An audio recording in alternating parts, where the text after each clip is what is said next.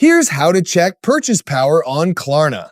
The easiest and most accurate way to check your purchase power is directly through the latest version of the Klarna mobile app. There is also an alternative method, which I'll mention in a moment. First, open the Klarna app on your phone and sign into your account if you haven't already. Once you're on the home screen, tap the profile icon in the bottom right corner to open your account page.